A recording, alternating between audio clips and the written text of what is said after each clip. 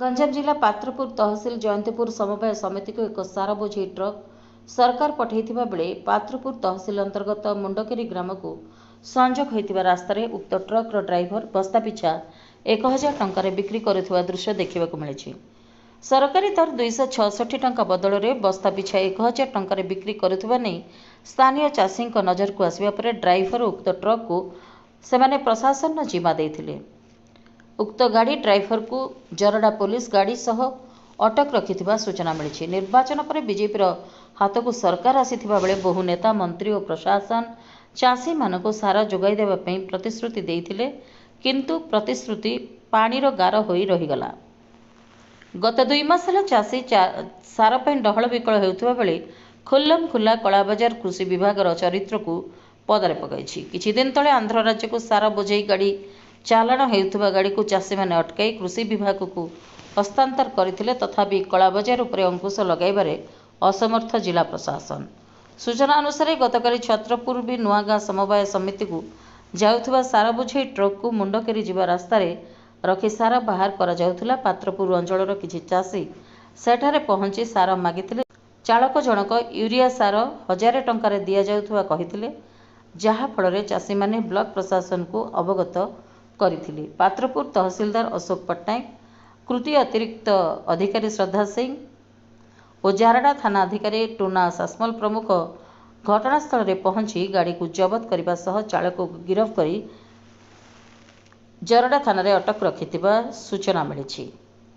सेपटे पात्रपुर तहसील इलाका रे एबे भी सारा कला बाजार हेउथवा नजर को आसीछि। एथिरे सोसाइटी सेक्रेटरी, डीलर, तहसीलदार, कृषि विभाग रो मिलित सला सूत्र रे बेआईन कार्यकलाप चलिथिबा चाषी कहिसंती। एपरिक सारा आंध्र को चालाण हेउथवा मध्ये कहिसंती। हमर गुडीपद्र सेक्रेटरी आज्ञा बीनगाम पंचायत बीनगाम समिति इंचार्ज हेले बीनगाम समिति इंचार्ज जयंतपुर लिक्विडेशन होती बीनगाम सोसाइटी मैरेज होती हेले ये 3टा समिति 3टा पंचायत पे 2टा समिति पे आम पीडिया कारबार कर सर। एबे बर्तमान आमर 6 लोड्स ऑफ यूरिया आसिले सर।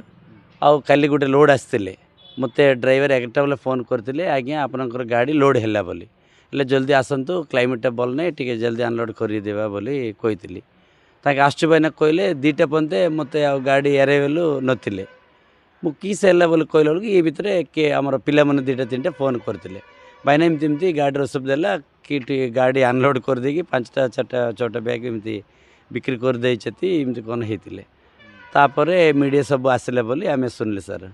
मुझे आन माने प्रोसेस नी आमर डीवा पिला आसते तापर एमती पिला मैंने पात्रपुर के पिला मैंने सहयोग कले से गाड़ी ब्लॉक ऑफिस पहुँचे माने एग्रीकल्चर ऑफिस पहुँचे पहुँचे खबर आसिले सर। आम एक्चुअली मु सकाले सोमवार सकाले 9टा भितर का आमर सार एआरसीएस ग्रुप रे गोटे लेटर आमर बीएम ग्रुप रे गोटे लेटर छाड़ी आमर झीर टे जॉइनिंग थिले बोली बेजवाड़ा पलैली आम आसला बेलू आज 11टा बेले आसली आमर डिपार्टमेंट सार सब आमको सहयोग कले आमर मीडिया भी सहयोग कले तापर आमर तहसीलदार भी सार गाड़ी रोकिकी इमिडिएटली पुलिस स्टेशन को पठेदेली सर।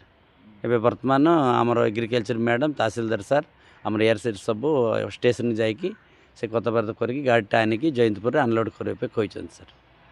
पीडिया अभाव हो सर। एक्चुअली आमर मे जून मसरे पीडिया 10 लोड कंडे गोटे गोटे सोसाइटी स्टॉक थिबा कथा ये वर्ष कामदामा माने ये खरीफ सीजन स्टार्ट है पर आमको स्टॉक पाई नथिले लेटेस्ट गोटे गोटे होमती आसला बेलू आमर प्राय एपटे स्टॉक आसपटे सरी जाऊँगी गोटे दिन रे गोटे लोड भी सरी जाऊँगी इमती माने पीडिया पाई बहुत असुविधा चलती सर। गंजाम जिला पात्रपुर संतोष कुमार पंडा को रिपोर्ट, प्राइम टीवी ओडिशा।